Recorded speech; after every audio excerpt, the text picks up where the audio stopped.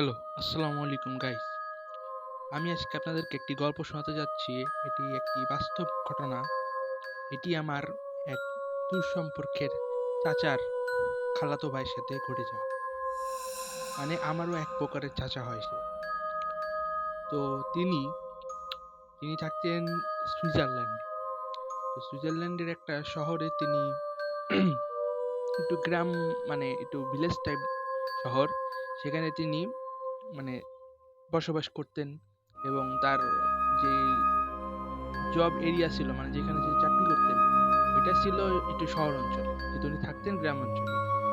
তো ওনাকে প্রতিদিনই একটু লং ড্রাইভ করে আসতে হইতো। তো এটাই তার জীবনের মানে ডেইলি রুটিন ছিল। সে সকাল 7টা-8টার দিক চলে যেত আর একেবারেই আহ, রাত 12টা-1টা এরকম টাইমে সে বাসায় ফিরতো। তো সেখানেই তার এভাবে জীবন চলতে থাকে। তো এক পর্যায়ে তিনি ডিসাইড করে যে আমি আর শহরের দিকে মানে মুভ করা যায় কিভাবে সেটা আমি একটু ভাবি। তো তিনি একটু টাকা পয়সা গুছাইলেন এবং তিনি শহরের মধ্যে একটা এক বেডরুম, একটা কিচেন, একটা ওয়াশরুম, মানে মানে সিঙ্গেল মানুষ একজন থাকার জন্য যা যা লাগে সে এরকম একটা অ্যাপার্টমেন্ট ভাড়া নিলেন, রেন্ট নিলেন। তো তিনি এটা মানে তিনি এটাই আশা করছিলেন যে সেখানে যে সে থাকছে এই জায়গাটা তার আগামী 10 বছর কোনো কিছু মানে কোনো রকমের সমস্যা হবে না, সে আরামেই থেকে যেতে পারবে। তো তার এই আশাটা পূর্ণ হইল না। তার এখানে থাকার 7 থেকে 8 মাসের মধ্যে ওই অ্যাপার্টমেন্ট ভেঙে বড় কোনো একটা কোম্পানি নিয়ে নিছে। মানে মানে ওই অ্যাপার্টমেন্টটাকে ভেঙে বড় একটা কোম্পানি তাদের অফিস তৈরি করবে। তো সে সেই চাচা তো হয়ে গেল, মানে একটু নিজের থেকেই একটু মানে আপসেট হয়ে গেল যে এখন আমি কম টাকার মধ্যে ভালো একটা রেন্টের প্লেস কই পাবো। তো যাই হোক, সে অনেক চিন্তা ভাবনা করলো যে কি করা যায়। তারপরে একটা প্লেস, তার একটা বন্ধুর সাথে সে আলাপ আলোচনা করলো। বন্ধু বলল যে হ্যাঁ, আমি তোমাকে একটা জায়গা দিতেছি, এটা এটা একটু মানে তুমি যেখানে জব করো তার একটু সাইডে, এই 40 মিনিট যাওয়া আসা। তো বন্ধু বলল যে এটা তো অনেক বড় একটা ব্যাপার, মানে 40 মিনিট তো অনেক বড়, আর একটু কম করা যায় না? তো বন্ধু বলল যে না, এর থেকে কমের জায়গায় মানে যাওয়া আসার জায়গা আমি পাইতেছি না, আর এবং তুমি যেই টাকার বা অ্যামাউন্টটা বলছো ওই অ্যামাউন্টের মধ্যে কোনো বাসা কেউ ভাড়া দিবে না। তো সে কি করলো, সে এখন কি করলো যে রাজি হয়ে গেল। সেই চাচা তার বন্ধুর কথায় কনভিন্স হয়ে বলল যে আচ্ছা তুমি আমার সব ব্যবস্থা করো, ওইখানে আমি ওইখানেই থাকবো। তো সে বন্ধুর কথা মতন সে তার জিনিসপত্র সবকিছু নিয়ে বন্ধুর মানে যে বলে রাখছিল যে আমার সবকিছু ঠিকঠাক করে রাখো, আমি আমার জিনিসপত্র নিয়ে যাওয়া উঠবো। তো সে উঠে গেল। তো সে ওইখানে কিছুদিন থাকার পরে মানে এটা ওই এক রুমেরই অ্যাপার্টমেন্টের মতনই, তবে এটা একটু ছিল কি আলাদা ছিল কি, এটাই উনি যেখানে থাকতো তার পাশে আবার থাকতো, একটা ফ্যামিলি থাকতো। ফ্যামিলি বলতে এক মেয়ে তার মার সাথে থাকতো, আর বাকি সবগুলা ফাঁকা ছিল। আর নিচে দিয়ে হলো ফ্যামিলি থাকতো, কিন্তু ওইগুলা একটু বড় বড় রুম, মানে মানে ম্যাচ সিস্টেমের বড় বড় রুম। ওইখানে অনেকজন অনেক ছেলের একসাথে থাকতো। তা উনি আবার একটু একলা পছন্দ করে, একলা থাকতে, তা ওই ওই জায়গায় সে থাকতো। তাই ওই যে তার প্রতিবেশীর সাথে তার একটু ভালোই আলাপ আলোচনা হয়। এক পর্যায়ে তারা জানতে মানে তাদের সাথে কথা বলে জানতে পারে যে তার যে রুম অ্যাপার্টমেন্ট আর ওই মেয়েটার যে অ্যাপার্টমেন্ট তার পাশে, মানে তাদের দুইটার পাশে ব্যালকনির দিকে আর একটা অ্যাপার্টমেন্ট আছে, ওইটা একদম ফাঁকা থাকে। ওটায় কেউ রেন্ট নেয় না, ওইটা একদমই ফাঁকা থাকে। তো ওইটা কেন ফাঁকা থাকে ওনার একটু কিউরিওসিটি জাগে যে ওইখানে কেন ফাঁকা থাকে, ওইখানে কি আছে এমন যে ওটা ফাঁকা থাকে। তো সে মালিকের সাথে আলাপ আলোচনা করে যে দেখেন ওইটা যদি ফাঁকা থাকে আর ওটা যদি একটু বড় সড়ো থাকে তাহলে আমি ওইটাই শিফট হতে চাই। মালিক বলে হ্যাঁ ওইটা বড়, ওইটা দুইজন থাকতে পারবো ওইটা ওই অ্যাপার্টমেন্টটা। তবে তুমি যে যেতে চাইতেছো ওই জায়গায় যে তুমি করতে চাইতেছো, থাকতে চাইতেছো, তুমি তো থাকতে পারবে না। তো বলে কেন থাকতে পারবো না, কয় ওইখানে একটা ভৌতিক ব্যাপার আছে। তো সে বলে কিসের ভৌতিক ব্যাপার, আমার একটু বুঝাই বলেন। বলে যে ওইখানে এক দম্পতি থাকতো, তারা দুজনই ফাঁসি নিয়েছে। তাদের ব্যাংকে অনেক লোন ছিল, তারা শোধ করতে পারবে না, এই জন্য তারা এটাই ডিসাইড করে যে ফাঁসি দেওয়াই আর সুইসাইড কমিট করাই তাদের একটা লাস্ট হোপ। তো সেই অনুযায়ী তারা ফাঁসি নিয়ে নেয়, এবং এরপরের থেকে সে যাকেই ওই রুমটা দেয় থাকার জন্যে, তারাই নাকি রাত্রেবেলা ঘুম থেকে উঠে দেখে যে তাদের মাথার উপরে দুজনের লাশ ঝুলতেছে, এবং তারা বিকট চিৎকারে মানে বিকট চিৎকার দেয়। মানে আমরা যদি হঠাৎ করে ঘুম থেকে উঠি, উঠার পরে যদি দেখি আমাদের মাথার উপরে দুইটা লাশ ঝুলতেছে, আমরা তো কিরকম একটা শক পাবো। মানে আমরা তো ভাই, মানে আমি যদি মানে আমার আমার ক্ষেত্রে যদি আমার আমার সাথে এরকম কিছু একটা ঘটে, আমি তো ওইখানে আল্লাহর নাম নিয়ে শেষ, আমি ফিনিশ। তো এই কথা সেই মালিক তাকে জানায়। তো সে চাচা বলে যে দেখেন, আমি হিসাবে বিশ্বাস করি না, আমি ওই রুমটাই নিতে চাই, মানে ওই ওই অ্যাপার্টমেন্টটা নিতে চাই, আপনি ব্যবস্থা করেন। তো বললো যে তাহলে আমি ক্লিনার ডেকে ব্যবস্থা করব, কিন্তু বাবা তুমি যে মানে আমি বলতেছি বাবা, সে বাবা বলে নাই, স্যারই বলছে যে স্যার আপনি যে ওইখানে থাকবেন, আপনার যদি কোনো কিছু হয়ে যায় এর দায়ভার কিন্তু মানে আমি নিব না। তো বলে আরে আপনি নিতে হবে না, ওইসব কিছু একটা হবে না, আপনি চিন্তা করেন না। এখন আপনি বলেন যে প্রসিডিওর কি, মানে কি প্রসেসিং এর মাধ্যমে আপনি এই করবেন, ব্যাপারটা ক্লিয়ার করেন আমাকে। তো সে বলে যে হ্যাঁ, আমি আপনি কোনো চিন্তা করবেন না, আমি সবকিছু ঠিক করে রাখবো নি, আপনি তাহলে কাল থেকেই ওইখানে উঠেন। তো সে রাজি হয়ে যায় যে কাল থেকে উঠতে হবে, ওকে ব্যাস। সে কি করে, সে বলে যে আচ্ছা ঠিক আছে, আপনার সবকিছু ঠিক করে দিলাম, মানে ওই যে মালিক। তো সে উঠে যায়। তো প্রথম দিন রাত্রেবেলা সে চাচার সাথে কিছুই হয় না, দ্বিতীয় দিন রাত্রেবেলাও কিছু হয় না, তৃতীয় দিনেও কিছু হয় না। এরকম করতে করতে 1 মাস চাচা ওইখানে থাকে, তার সাথে কিছুই ঘটে না, লিটারালি কিছুই ঘটে না। তো এখন সে একটু কনফিডেন্স পায় যে না, এইখানে যখন এতদিনে কিছু হয় নাই, তো আগামীতে কিছু হওয়ার কোনো চান্স নাই, সো আমি এটাই কন্টিনিউ করি। এবং এটা একটা বড় অ্যাপার্টমেন্ট, এবং আমার একটা অ্যাপার্টমেন্টে থাকলে মানে সিঙ্গেল অ্যাপার্টমেন্টে থাকতে যত টাকা দেওয়া লাগতো, এই ডাবলে আমার ঠিক একই টাকা দিতে হইতেছে, তো আমার তো কোনো সমস্যা নাই, আমার তো ওটা লাভ। সে তারপরে এরকম করতে করতে মানে প্রায় 2 মাস সে ওইখানে আরামে থাকছে, কোনো রকমের কিছুই দেখে নাই, কিছুই হয় নাই। তবে হ্যাঁ, সে যখন বাথরুমে যাইতো বা বারান্দায় যাইতো, তার মনে হইতো কেউ তাকে দেখতেছে, গরম নিঃশ্বাস তার কাঁধের উপর পড়তো, বা এরকম অশরীরী কোনো ব্যাপার তার সাথে ঘটতো, এবং তার চিন্তা ভাবনাই অন্যরকম। এই জন্য সে ওইটাকে পাত্তা দিত না, তার মাইন্ড সেটআপই আলাদা ছিল যে এটা কোনো ব্যাপারই না, এটা এটা হইতেই পারে, স্বাভাবিক, আমার এটা ব্রেন আমাকে এটা ভয় দিতেছে। তো সে ভাবলো যে এটা যেহেতু আমি বিশ্বাস করি না, সেহেতু এটা কোনো ব্যাপার না। তো এটা কোনো ব্যাপার না। তো সে ভাবে যে এতদিন আমার সাথে কিছু হয় না, আর হবেও না। তো একবার একবার বলতে কি, এটা 3 মাসের মাথায় সে দেখে যে তার যে মানে খাবার টেবিল, রাত্রেবেলা তার ঘুম ভেঙে যায় হঠাৎ করে, খাবার টেবিলটা কিভাবে মানে একটু নড়তেছে, মানে জিনিসপত্র রাখা ছিল ওইগুলো নড়তেছে। এখন তার মানে ইয়ে হয়ে গেছে, মানে ভয় লাগতেছে যে ব্যাপারটা কি হইতেছে।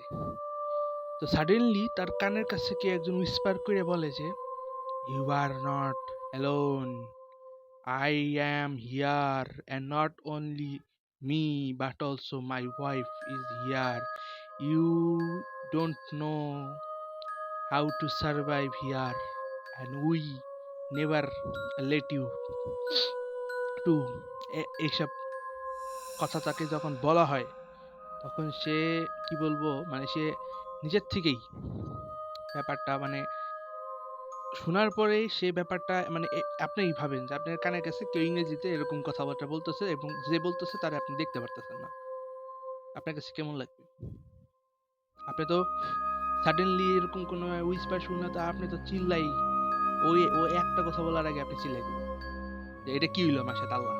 তো ওই চাচা সম্পূর্ণ শুনলো, শোনার পরে সে ডিসাইড করলো যে আমার সাথে এখন যেটা হইতেছে এটা খারাপ হইতে পারে, ভালো হইতে পারে, এটা ডাজন্ট ম্যাটার, কিন্তু ম্যাটার এটাই করে যে এটা যেটা হইতেছে এটা কোনো ভালো কিছু হইতেছে না, এবং আমি এটার থেকে যদি বেরিয়ে আসতে চাই তাহলে আমার এখনই কোনো একটা স্টেপ নিতে হবে। ফার্দার স্টেপ যদি আমি না নিই তাহলে এটা আমার কোনো বড় একটা ক্ষতি করে দিতে পারে, এবং যা আমার তাদেরকে পরবর্তীতে ভোগাবে।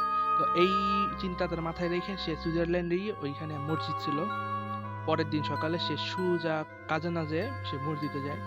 মসজিদের হুজুরকে সে তার সাথে যা যা হয় এবং সে মানে ওই এন্টিটিটা তাকে যা বলে এটা মসজিদের হুজুরকে বোঝায়। বোঝানোর পরে হুজুর বলে যে, দেখো বাবা, তুমি ওই রুমটা ছেড়ে দাও, ওইটা ছেড়ে দাও। আর তোমার সাথে যেহেতু ওরা কোনো খারাপ কিছু করে নাই বা দেখা দেয় নাই, সেহেতু তোমার সাথে ওরা মানে তোমাকে কোনো রকমের বিরক্ত করতে চাইতেছে না।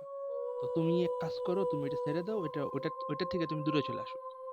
তো চাচা ওই কথাটা শুনে, হুজুরের কথাটা শুনে পরদিনই যায় সে মালিকের কাছে বলে যে এটাই আমি থাকতে পারতেছি না, এটাই আমার প্রবলেম হইতেছে। তা মালিক বলে, আমি তো বুঝছি বাবা যে তোমার সাথে এটা হবেই। তো যাই হোক স্যার, আপনি আপনি তাহলে করেন, আপনার ওই আগের রুমে যদি শিফট হইতে চান শিফট হইতে পারেন, ওটা এখনো ফাঁকা আছে। বলে যে না, আমি আর এখানেই থাকবো না, আমি আমি দূরে কোথাও চলে যাব। দূরে কোথাও বলতে সে অনেক দূরেই চলে যাবে ভাবছে।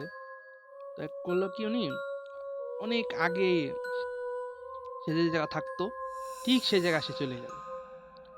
তা সেই জায়গায় চলে গেল, সেই জায়গার যে মালিক সে তো অনেক খুশি যে এই ছেলেটার মানে ওই মালিকটা তারা অনেক পছন্দ করতো, যে এই ছেলেটা অনেক ভালো এবং অনেক কাইন্ড।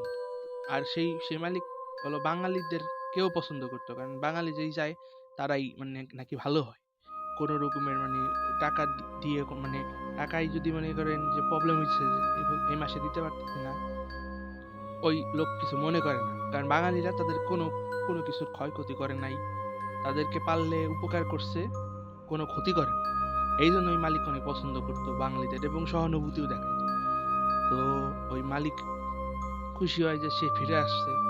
তবে এখানে একটা সমস্যা হয়েছে কি, এই চাচা যেদিন ওই বাসায় ঢুকে, বাসায় তার ওই পুরনো রুমে যখন সে সব গোছগাছ করে রাখে, ওই দিন সন্ধ্যার দিকে চাচার একটু সিগারেট খাওয়ার শখ ছিল। তাই ওই যে ওই বাসারই ওই মানে যেখানে সে আগে থাকতো ওই বাসারই একটু মানে কি বলে ওটাকে, জঙ্গলের থেকে একটু বাইরের দিকে একটা রেল রাস্তা আছে। তো সেই রেল রাস্তার দিক সে চলে যায়। ওই রেল রাস্তার দিক চলে যায়, মানে রেল রাস্তা যাইতেছে শুধুমাত্র ইসার জন্য যে আমি একটু বাইরের বাতাসটাও খাবো, পাশাপাশি আমি একটু ইয়া উম, সিগারেটটাও ফুকাইলাম। আর আমার যে বাড়িওয়ালা সেও জানলো না যে আমি স্মোকার। এটাই তার মাথার মধ্যে ছিল। তো এই কথা মাথায় রেখে সে করে কি, সেই রেল রাস্তার ওদিক চলে যায়, তাও সন্ধ্যার পরে। এবং ভয়াবহ জঙ্গল ওই জায়গাটা, আপনারা যদি দেখতেন তাহলে বুঝতেন যে ওই দেশে হলো বড় বড় গাছ আছে না, ওইগুলা 4-5 তলা সমান সমান এক একখান গাছ, তার মধ্যে রেল রাস্তা চলে গেছে। এবং এমন না যে ওটা পুরানো কোনো রেল, ওটা সচল, প্রতিদিনই ওই দিক দিয়ে যাওয়া আসা করা হয় রেলে। তো ওই দিক যায় সে করে কি বলে, সিগারেট একটা ধরে অনেকক্ষণ টানতে থাকে। এমন না যে এইবারই সে প্রথম আসছে, এইখানে সে অনেকবার আসছে আগে, তার সাথে তখন কিছুই ঘটে নাই। তো এইবার সে যখন রেল রাস্তায় হাঁটতেছিল, তখন পিছন থেকে কে জানে তাকে ডাক দেয়, চাচার নাম ধরে ডাক দেয়, আমি চাচার নামটা বললাম না। চাচা পিছনে ঘুরে, ঘোরার পরে দেখে যে একটা পুরুষ অবায়ক, এবং তার মুখ বোঝা যাইতেছে না। সে বলতেছে, সে ইংরেজিতে বলছে, আমি বাংলায় বলতেছি। সে বলতেছে, এই যে সাহেব, আপনি যে ওইখান থেকে চলে আসলেন, আমাদের তো জানাই গেলেন না। আমরা তো চাইছিলাম আপনার একটু ভয় দেখাই, যাক আপনি আগেই চলে আসলেন। তবে আমরা কিন্তু চাইনি আপনারা আমাদের মানে ওইখানটা ছেড়ে আপনারা চলে আসেন, মানে আপনি চলে আসেন। আপনারা আমি জাস্ট মানে আমরা আপনাকে জাস্ট একটু ভয় দেখাইছি। আমরা চাইছিলাম যে আপনারা আমাদের ওইখানে থাকেন, অনেক দিন ওইখানে কেউ থাকে না, আমাদের ওইখানে থাকেন। এবং আমরা এটাও চাই যে আপনি এখন এখান থেকে মুভ করেন এবং চলে যান, আমাদের ওইখানে চলে আসেন। আমরা আপনাকে কোনো রকমের ক্ষতিও করব না, কোনো মানে কোনো কিছুতে আপনাদের বাধা দিব না, মানে আপনি যা ইচ্ছা তাই করতে পারেন। তো চাচা তো অবাক, এই লোক কি বলে আবল তাবল। চাচা বলে, আপনি কে, কি বলতে চান? আপনি আমাকে চিনতে পারেন নাই? আপনি কানের কাছে এসে যে আমি বলছিলাম আপনাকে আমি এখানে থাকতে দিব না। চাচার তখন মনে পড়ে, আই হাই, সেই জিনিস এখন এই জায়গায় চলে এসে। চাচা তাও সাহস নিয়ে বলে যে আপনি কি চান আমার কাছ থেকে? সে বলে যে আপনার কাছ থেকে আমি কিছুই চাই না, তবে আপনি অনেক ভালো মানুষ। এই জন্যই আমি আপনাকে বলি যে আপনারা মানে আপনার যদি ইচ্ছা হয় তাহলে আপনি আমার সাথে সেখানে চলে যান। মানে আগে যেখানে থাকতেন এইখানে চলে আসেন। চাচা বলে যে না, আমি আর ওইখানে যাব না, ওইখানে আমার আর প্রয়োজন নেই, এখন যেখানে আসছি এটাই ঠিক আছে। তো এরকম টাইমে চাচা তার সাথে কথা বলতেছে, পিছন দিকে মানে ট্রেন আসতেছে, চাচা শুনে নাই, আসতেছে আসতেছে আর একটু হইলে চাচারে মানে ট্রেনে উড়াই দিবে। এরকম টাইমে একটা কুকুরের মতন দেখতে অবায়ক ঝাঁপাই পড়ে চাচারে ফেলাই দেয়, চাচা পাশে পড়ে যায়। তো কুকুর মতন অবায়কটা ঘেউ ঘেউ ঘেউ ঘেউ অনেকক্ষণ তার দিকে তাকায় তাকায় করে। আর ওই যে যে জিনিসটা তাকে এতক্ষণ এত কথা বলতেছিল, ওই জিনিসটা একটা মানে মনে হলো যে রাগের মানে অনেক রাগ ভিতরে পুষে সে ট্রেন যেরকম চলে গেল, সে ওই যাওয়ার সাথে সাথে সেও ওরকম আস্তে করে ভ্যানিশ হয়ে গেল।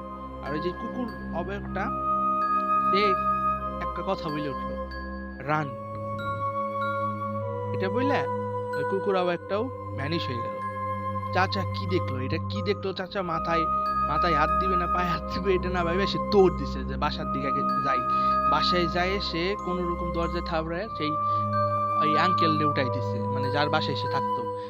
আর উঠাই দিছে যে সেই বৃদ্ধ মানুষ, সে বলতেছে তোমার কি হয়েছে। চাচা কিছু বলার আগে চাচা অজ্ঞান হয়ে গেছে। পরের দিন সকালবেলা তার হলো ঘুম মানে হুঁশ ফিরছে তখন চাচা সে মানে ওই আঙ্কেল তখন চাচারা এসে বলে যে কালকে রাতে কি হয়েছিল তোমার হুঁশ নাই। চাচা চাচারে ওই আঙ্কেল তার সুপার উপরে শোয়া রাখছিল। তো চাচা উঠছে, চাচা তার সাথে যা যা ঘটে সে কথা বলে। তখন ওই যে ওই আঙ্কেলটা একটু হাসি দেয়, হাসি দিয়ে বলে তুমিও দেখছো তাকে। চাচা বলে কাকে? বলে এখানে একটা সেভিয়র আছে, এটা এটা আমাদের জীবন বাঁচায়। এরা যদি দেখে আমরা কোনো বিপদে পড়ছি, এই গ্রামের মানুষকে একজন একজন আছে, সে নানান রকমের পশুর রূপ ধরে এসে আমাদেরকে রক্ষা করে বাঁচায়। তো তুমি তার হাতেই মানে তার সাথে তোমার সাক্ষাৎ হয়েছিল, সেই তোমাকে এই বিপদ থেকে বাঁচাইছে। আর ওই যে যে জিনিসটার কথা বলতেছো, ওই জিনিসটা তাহলে তোমার পিছু ছাড়ে নাই, তোমাকে এখন কিছু একটা করতে হবে ওই ওই জিনিসটার হাত থেকে নিজেকে রক্ষা পাইতে হইলে। তো চাচা বলে যে আমি এখন কি করতে পারি। তখন ওই সুইজারল্যান্ডের ওই যে ওই খ্রিস্টান লোকটা মানে চাচার যে মালিক, তখন সে বলে যে আমি চার্চে তোমাকে নিয়ে যেতেছি, মানে ওই যে খ্রিস্টানদের উপাসনালয়ে নিয়ে যেতেছি, ওইখানে তুমি আসো, ওইখানে আমি তোমারে মানে একটু হোলি ওয়াটার দিয়ে এবং চার্চের যে ফাদারের সাথে কথা বলে দেখি তোমার কোনো সমাধান করতে পারি নাকি। আর ওই গ্রামে কোনো মসজিদ ছিল না, এটা হলো আসল কথা। তো এখন চাচা গেল তাই চার্চের সেই পাদ্রী বা ফাদার, সে তাকে সবকিছু দেখলো, তাকে পরীক্ষা করে বললো যে তোমার সাথে একটা ইভিল স্পিরিট আছে, শয়তানি আত্মা আছে, এটাকে যদি তাড়াইতে চাও তাহলে তোমাকে এই হোলি ওয়াটার কাছে রাখতে হবে আর এই ক্রসটাতে রাখতে হবে। কিন্তু চাচা তো ওইসবে বিশ্বাসী না, সে তো মুসলিম সে মুসলিম ধর্ম সব কথা মানে সবকিছুকে বিশ্বাস করে। তো চাচা ওইটাকে ইগনোর করলো। চাচা বললো যে আপনার কাছে অন্য অন্য মানে চাচা ওই টাইমে তাদেরকে কিছু বলে নাই, নেয়ার পরে চাচা মনে মনে ভাবে যে আমি এটার থেকে বাঁচার জন্য আমি ওই শহরে যাব, আমার সেই সেই হুজুরের সাথে আমার কন্ট্যাক্ট করতে হবে। তো চাচা ওই দিনই বিকালের দিক ওই হুজুরের কাছে চলে যায়। হুজুরের কাছে যাওয়ার পর হুজুর যখন সবকিছু বিস্তারিত বলে, হুজুর বলে যে তুমি এখন একটাই কাজ করতে পারো, ওই জিনিসকে ছাড়াইতে হইলে তুমি আমার সাথে আজকে রাত্রে এই মুহূর্তে আমার সাথে মসজিদে চলো, মসজিদের মধ্যে বসে আমরা মানে একটা ভালো জিন আছে তাকে ডাকবো, তাকে এই এই জিনিসটার সমাধান করবো। তো চাচার সাথে মানে চাচারে নিয়ে যায়। ওই দিনই সন্ধ্যার পরে মসজিদে সবকিছু তালা মেরে সে বসে। সন্ধ্যার পরে বলতে যে এশার নামাজের পরে বসার পরে তো সেই জিন, মসজিদে যে জিনটা আসে ভালো জিনটা বলে যে হ্যাঁ ওর সাথে খারাপ জিনিসটা আছে এবং খারাপ জিনিসটার একটাই লক্ষ্য করে মারতে চায়। এবং এর আগে যাদের সাথে ভয় দেখাইছে ওই খারাপ জিনিসটা, তারাও এই কাজটাই করছে, সবাইকে মেরে ফেলছে এবং চাচারাও মারতে চায়। তো চাচা এটার থেকে কেমনে বাঁচবে এবং চাচা এই এই এই ঘটনার থেকে কিভাবে মানে হয়ে আসছিল, বেরিয়ে আসছিল, এই ঘটনাটা আমি এর দ্বিতীয় অংশে জানাবো। তো দ্বিতীয় অংশটা শোনার জন্য আমি আপনাদেরকে অনুরোধ করছি যে আমার সাথেই থাকবেন, আমার চ্যানেলের সাথেই থাকবেন। আল্লাহ হাফেজ, আসসালামু আলাইকুম।